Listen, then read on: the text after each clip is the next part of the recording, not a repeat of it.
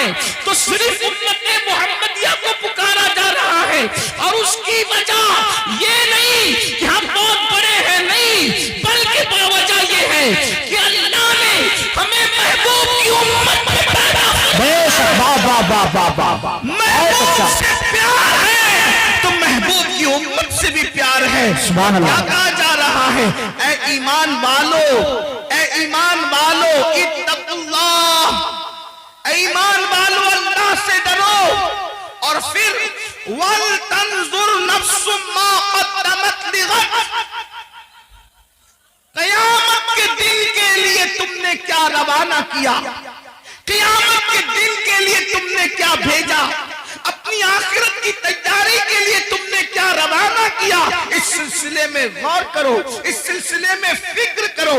اندازہ فرمائیں میرے پیارے آقا صلی اللہ علیہ وآلہ وسلم کے پیارے دیوانوں، ذرا غور تو کریں، اللہ رب العزت ہمیں فکر دے رہا ہے، مولا کریم ہمیں بیدار فرما رہا ہے، اللہ کی مشیت ہمیں غفلت سے نکالنا چاہتی ہے کہ اے ایمان والو اللہ سے ڈرو، اور کل کے لیے یعنی قیامت کے دن کے لیے تم نے تیاری کیا کی ہے، اس سلسلے میں غور کرو، اس سلسلے میں فکر کرو۔ اور اس کے بعد پھر کہا جا رہا ہے وَاتَّقُوا اللَّهَ، اور اللہ سے ڈرو، إِنَّ اللَّهَ خَبِيرٌ بِمَا تَعْمَلُونَ، کہ بے شک اللہ تمہارے اعمال کی خبر رکھتا ہے، یعنی رات کی تاریکیوں میں جو کچھ کرتے ہو اس کو بھی اللہ جانتا ہے، دن کے اجالے میں جو کچھ کرتے ہو اس کو بھی اللہ جانتا ہے۔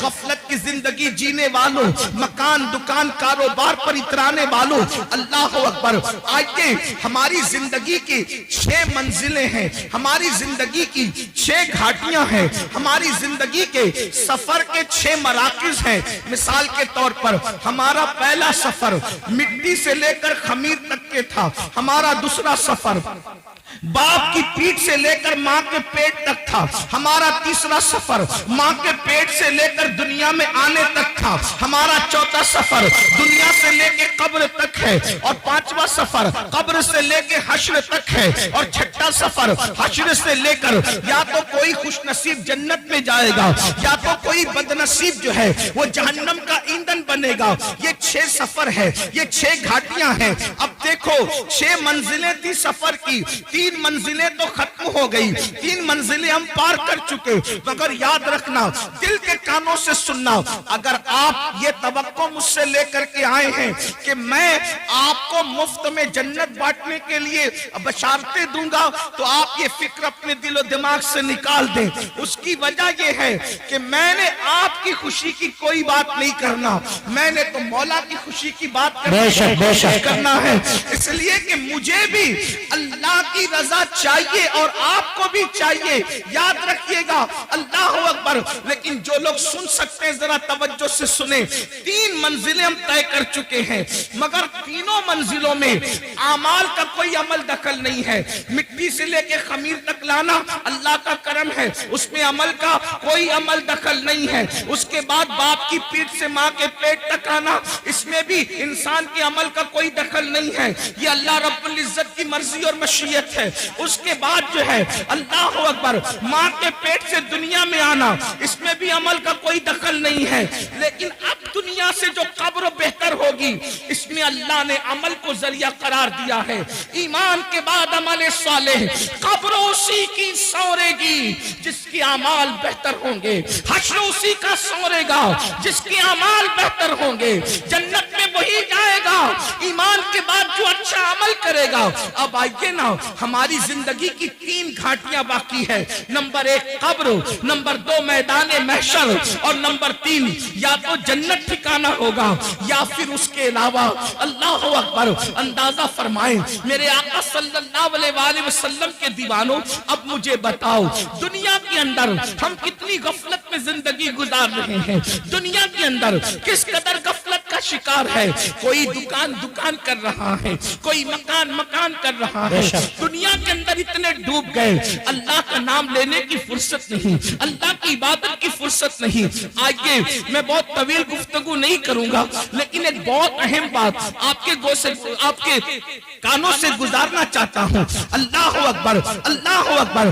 ایک مرتبہ سیدنا عیسیٰ علی نبینا علیہ السلام اپنے اپنے ہواریوں کے ساتھ یعنی اپنے ساتھیوں کے ساتھ ایک بستی سے تشریف لے جا رہے ہیں. جب آپ بستی سے تشریف لے جا رہے تھے تو آپ نے کیا دیکھا کہ بستی کے لوگ سب کے سب مر کے اوندھے پڑے ہوئے ہیں, اوندھے منہ پڑے ہوئے بستی کے اندر. اللہ کے پیغمبر حضرت سیدنا عیسیٰ علیہ السلام نے پوری بستی کو اوندھے منہ مردہ پڑا ہوا دیکھا تو حضرت عیسیٰ علیہ السلام نے ارشاد فرمایا اپنے حواریوں سے کہ دیکھو اللہ کا عذاب آ گیا اس بستی پر, یہ بستی اللہ کے عذاب کی وجہ سے ہلاک ہو گئی, اللہ نے ان کو مار کر اوندھے منہ ڈال دیا ہے, اللہ ان سے ناراض ہے. اس وقت حواریوں نے پوچھا اے اللہ کے مقدس نبی یہ بتائیں کہ آخر کس جرم کی وجہ سے ان پہ عذاب آیا, عذاب آنے کی وجہ کیا ہے؟ تو حضرت عیسیٰ علیہ السلام نے پوچھا مولا میرے حواری یہ جاننا چاہتے ہیں کہ ان پر عذاب کیوں آیا, عذاب آنے کی وجہ کیا تھی. تو اس وقت اللہ رب العزت نے وحی فرمائی عیسیٰ جب رات تاریک ہو جائے, جب رات اندھیری ہو جائے تو اس وقت رات کی تاریکی میں آپ آواز دیجئے گا, آپ آواز لگائیے گا, تب آپ کو یہ بتائیں گے کہ کس وجہ سے ان پر عذاب آیا, عذاب آنے کی وجہ کیا ہے. اللہ اکبر. جب رات تاریک ہو گئی تو حضرت سیدنا عیسیٰ علیہ نبینا علیہ السلام نے ایک آواز لگائی بستی والوں یہ بتاؤ کس وجہ سے تم عذاب میں گرفتار ہو گئے. اب دل کے کانوں سے سننا, ایک بندے کی جو لاشیں اوندھے منہ پڑی ہوئی تھی, اوندھے منہ پڑی ہوئی لاشوں میں سے ایک لاش سے آواز آئی اے اللہ کے پیغمبر عیسیٰ علیہ السلام ہم کو جو عذاب میں گرفتار کیا گیا اس کی دو وجہ تھی. نمبر ایک ہم دنیا کی محبت میں مبتلا تھے, ہم دنیا کی محبت میں گرفتار تھے. آگے کی گفتگو کرنے سے پہلے اب ذرا مجھے بتاؤ یہ جو آپ کے ذہن و دماغ میں خبط ہے کہ ہم کچھ بھی کر لیں ہم پر کوئی عذاب نہیں آئے گا, یہ بات صحیح نہیں ہے. اللہ اکبر.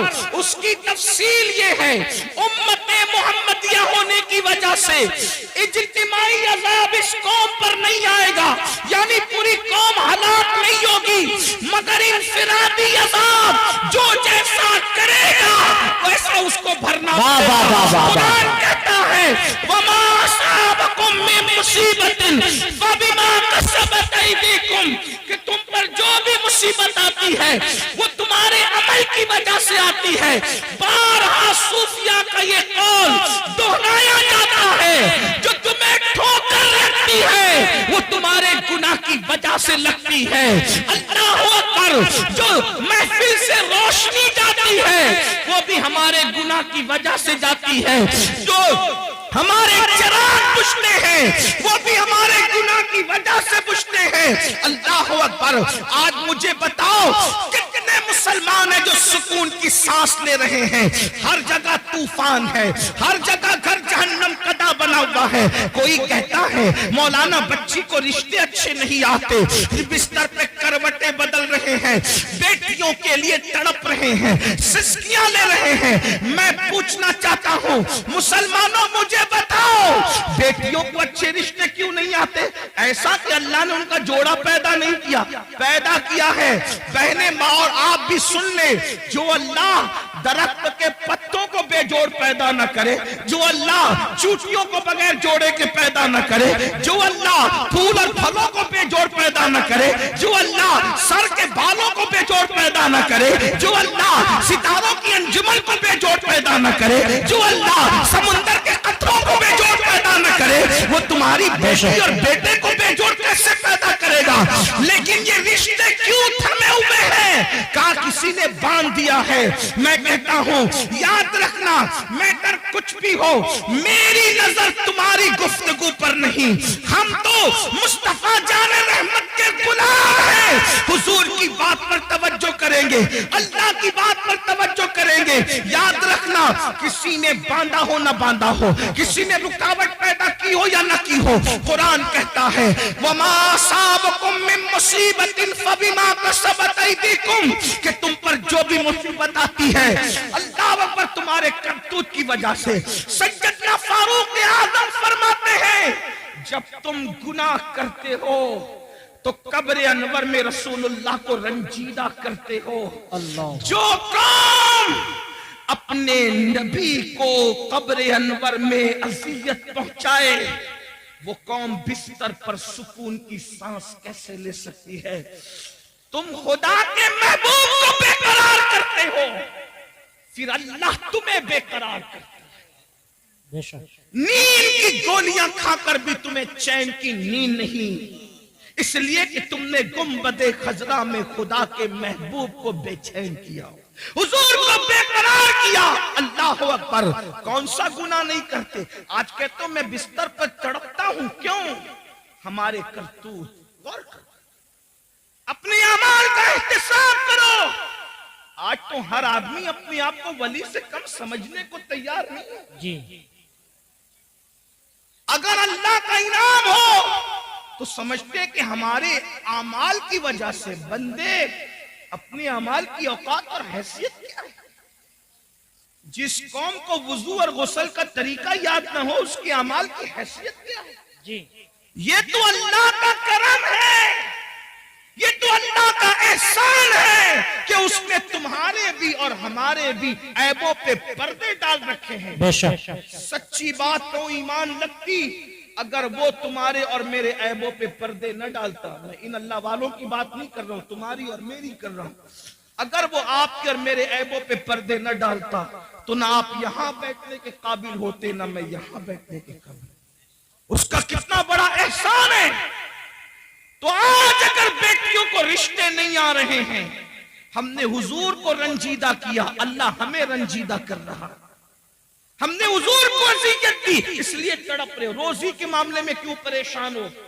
روزی کے معاملے میں کیوں تڑپ رہے ہو؟ حضور کو اذیت دے رہے ہو. کون سے گناہ جو نہیں کرتے؟ زنا کو تو آج گناہ سمجھا ہی نہیں جاتا، فیشن بنا دیا گیا. زنا کو عشق کا نام دے دیا گیا، زنا کو محبت کا نام دے دیا گیا. لیکن اللہ ان کانوں تک یہ آواز پہنچائے. اگر حدیث میں یہ بات نہ آتی تو شاید میں کہنے کی ہمت نہیں کرتا کہ پوری امت کو جتنا عذاب دیا جائے گا. جی پوری امت کو جتنا عذاب دیا جائے گا اس کا نصف عذاب شادی شدہ زانیوں کو دیا جائے. یعنی پوری امت کو جتنا عذاب اس امت کے برابر آدھا عذاب.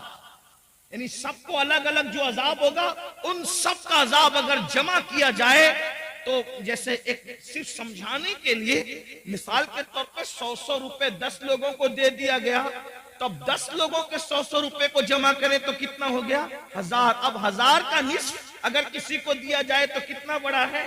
اللہ اکبر. بلا تمثیل صرف سمجھانے کے لیے زانیوں کو جو شادی شدہ ہو کر زنا کرتے تھے پوری امت کا نصف عذاب ان شادی شدہ زانیوں کو دیا جائے. اللہ. غور کریں، ایک گناہ کی سزا اگر اللہ کسی انسان کے ایک گناہ کی سزا دنیا کے تمام انسانوں پہ ڈال دے تو دنیا کے سارے انسان مل کر بھی ایک انسان کے گناہ کی سزا کو برداشت نہیں کر سکتے. امت کا نصف عذاب جن لوگوں کے وجود پہ ڈالا جائے گا ان کی حالت کیا ہوگی؟ اللہ اکبر. وہ جہنم جس میں پہاڑ بھی پگھل جائیں گے، اس کی آگ کو جس میں پہاڑ پگھل جائیں گے، وہ آگ جہنمیوں کے زنا کے اعضاء پر دہکائی جائے گی، ان کی شرم کی جگہ پہ دہکائی جائے گی. ذرا سوچے تو صحیح، 2-3 منٹ کی لذت، 2-3 منٹ کی لذت، 2-3 منٹ کا عیش، چند لمحوں کی لذت، اللہ اکبر، اور پھر ہمیشہ کی ذلت. اور میری قوم کے جوانوں کو فیشن کے نام پر اسی طرف ڈالا جا رہا ہے، اسی طرف جب ڈھالا جا رہا ہے. کل کا جوان زنا کے نام سے بھی کانپتا تھا. میں جانتا ہوں اپنے بچپنے کی وہ داستانیں کہ نوجوان لوگ کہتے تھے ہم ساری شرارتیں کر سکتے ہیں لیکن زنا کی طرف جانے کی ہمت نہ ہوئی. یہ ہمارے بچپن تک جوانوں کی باتیں ہم نے سنی تھی، ہر مستی کریں گے، ہر شرارت کریں گے لیکن بدی کی طرف نہیں جائیں گے. مگر افسوس آج ہم کتنا دکھی دن دیکھ رہے ہیں, کتنے کرب سے گزر رہے ہیں, کتنی اذیت سے گزر رہے ہیں. کون سی حکومتیں آئی, کون سی چلی گئی, اس پر ہمیں اتنا دکھ نہیں ہے, اس لیے کہ حکومتوں کا آنا جانا یہ تو موسم کی طرح بدلتا رہتا ہے. لیکن قوم کے جوانوں کے بگڑنے کا دکھڑا ہم کس کو جا کر کے سنائیں. حکومتیں تو چند سالوں میں بدلتی ہے, لیکن جب قوم کا ایک جوان بگڑ جاتا ہے تو 3 پشتوں تک اصلاح کی امید نہیں کی جا سکتی. جس قوم کے 16 17 سال کی عمر کے لڑکے زنا میں ڈوب جائیں, اس قوم کا مستقبل کیا ہوگا, اس قوم کی کیفیت کیا ہوگی. اللہ اکبر. ہمیں بہت بڑی ذمہ داری سونپی گئی ہے. میرے آقا علیہ السلام کے دیوانوں, بالخصوص جوانوں سے مخاطب ہوں میرے بھائیوں, اللہ کے بندوں, زنا کی بڑی کربناک سزا ہے. اللہ جب کسی زانی کو سزا دیتا ہے تو اس کی کئی پشتوں تک وہ سزا باقی رہتی ہے. اللہ. مگر جو توبہ کر لے, توبہ کرنے والوں کو اللہ معاف کرتا ہے. بے شک. اور یہ بھی کہا گیا جس نے شادی سے پہلے زنا کیا اللہ اس کی نسل میں عیبی, لنگڑے, لولے, اندھے, گونگے بچے پیدا کرتا ہے تاکہ اس کا دکھ وہ جھیلتے رہے. 98% لوگوں کے گھر میں جو عیبی بچے پیدا ہوتے ہیں وہ زنا کی نحوست کی وجہ سے پیدا ہوتے ہیں. مائیں اور بہنیں موجود ہیں, ان کو ایسا لگتا ہے سورسز کی وجہ سے اچھے رشتے آتے ہیں. میں ایک بات اچھے رشتے کا ایک وظیفہ آپ کو دینا چاہتا ہوں.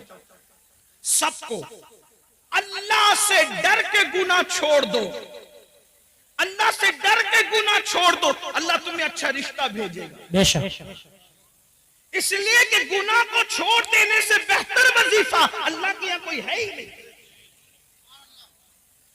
وظائف کی اہمیت اپنی جگہ, لیکن اس سے بڑا کوئی وظیفہ نہیں ہے کہ اللہ سے ڈر کے گناہ چھوڑ دیا جائے.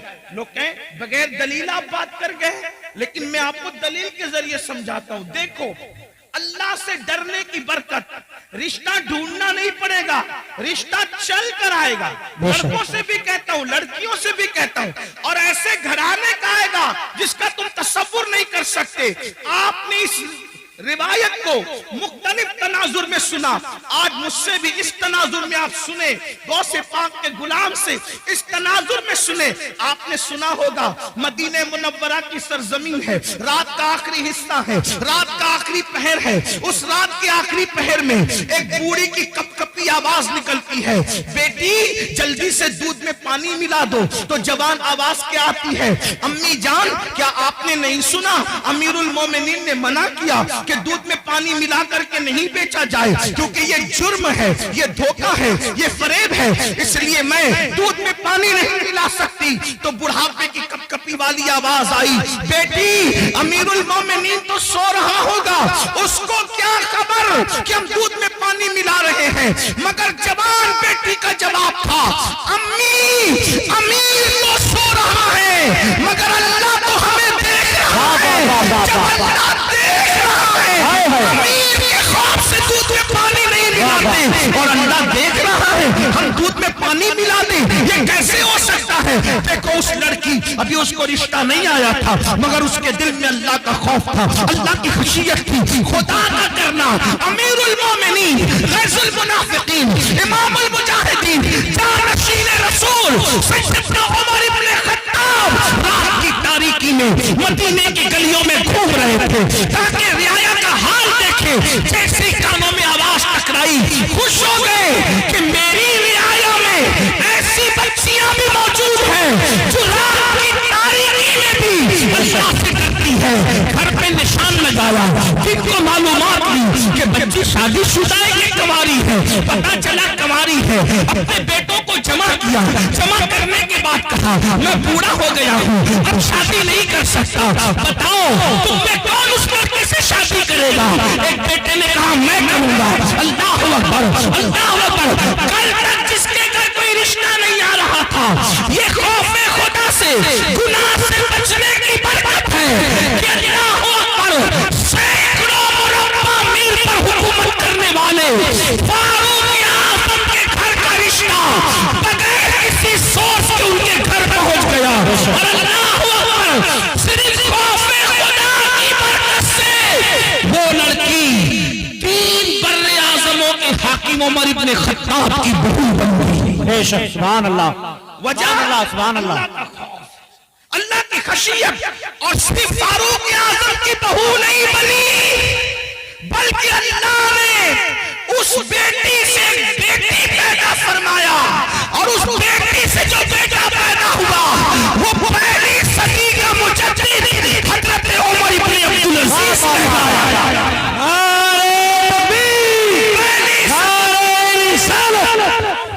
पहली सदी के मुजद्दिद की नानी भी बन गई, उमर इब्न खत्ताब की बहू बनी, और दूसरे उमर की नानी बनी जिसे सानी उमर कहलाया जाता है। अल्लाह अकबर। ये है तो अर्ज क्या कर रहा था जब हजरत ईसा ने पूछा, ऐ कौम मरे हुए औंधे पड़े हुए लोगों बताओ अल्लाह ने तुम्हें क्यों औंधे मुंह मार के डाल दिया? तो उन्होंने क्या कहा, हम दुनिया से मोहब्बत करते। पहली वजह दुनिया से मोहब्बत। आज देख लो, टटोल लो अपने दिलों को, दुनिया की मोहब्बत हमारे दिलों में कितनी है। मर्द है तो कारोबार में डूब कर अल्लाह को भूल गए, घरों में डूब कर अल्लाह को भूल गए, गुनाहों में डूब के अल्लाह को भूल गए। दुनिया की मोहब्बत। और औरतें हैं, उन्हें ज़ेवरात से दिलचस्पी, उन्हें अच्छे कपड़ों से दिलचस्पी, उन्हें घूमने फिरने से दिलचस्पी, उन्हें ग़ीबत चुगली से दिलचस्पी, इसके उसके घर के हालात मालूम करने से दिलचस्पी। मैं कहता हूं, दूसरों के घर के हालात मालूम करने का तजस्सुस करने वालों, कभी अपनी कब्र की भी तो फिक्र करो, कभी अपनी कब्र का भी तो ख्याल करो। दुनिया की मोहब्बत में हम डूब गए। बड़ी माजरत के साथ एक बात याद रखना, दुनिया की मोहब्बत सिर्फ दुनियादारों के दिल में नहीं, बल्कि बाज दीनदार कहलाने वाले भी दुनिया परस्त हो गए जी, दुनिया में डूब गए। दुनिया की मोहब्बत ने उनको अज़ाब इलाही में गिरफ्तार कर दिया। और दूसरी वजह क्या बताई? फिर वो कहता है दूसरी वजह है कि हम बदकार लोगों की पैरवी करते थे। क्या कहा? हम बदकार लोगों की पैरवी करते थे। बदकार। अब गौर करें, ध्यान दें कि ईसा अलैहिस्सलाम की उम्मत के बदकार ज्यादा बदकार थे कि आज लोग ज्यादा बदकार हैं? बेशक।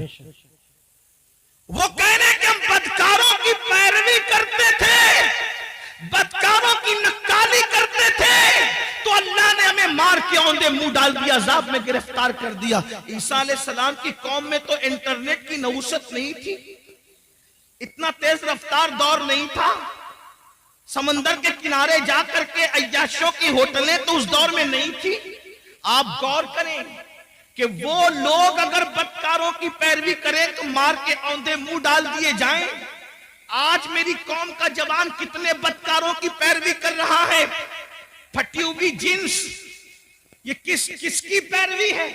नेकोकारों की या बदकारों की? किसी शरीफ ने कभी फटी हुई जींस पहना? पहली बात तो ज्यादातर शरीफ लोग वो लिबास ही नहीं पहनते जो आप पहनते हो। हमने तो शरीफों का लिबास भी छोड़ दिया। हमें शरीफों का लिबास पहनने में शर्म आती है। बदकारों की नस्ल कितनी बढ़ गई कि कौम की बेटियां भी जब बाजार में जाती है तो कहते हैं कि फलां अदाकारा ने जो फिल्म में लिबास पहना था वो लिबास दिखाओ। और नौजवान लड़के भी दुकान पर जाते हैं तो कहते हैं वो फलां हीरो ने जो पहना था वो दिखाओ। और फटी हुई पैंट, एक दौर था फटे हुए कपड़े भीख में भी नहीं दिए जाते थे, और क्या जमाना आ गया। आज फटे हुए कपड़े डैमेज पैंट कह करके हजारों में खरीदी जा रही है। हाय अफसोस, आपकी फिक्र को क्या हो गया। कल फटा हुआ लिबास होता था तो आदमी उसको छुपाता था, पेवन होता था उसको छुपाता था।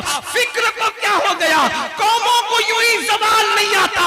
इकबाल ने कहा था कुव्वते फिक्र अमल पहले फना होती है फिर किसी कौम की शौकत। वाह वाह वाह, बहुत अच्छा। नारे तकबीर।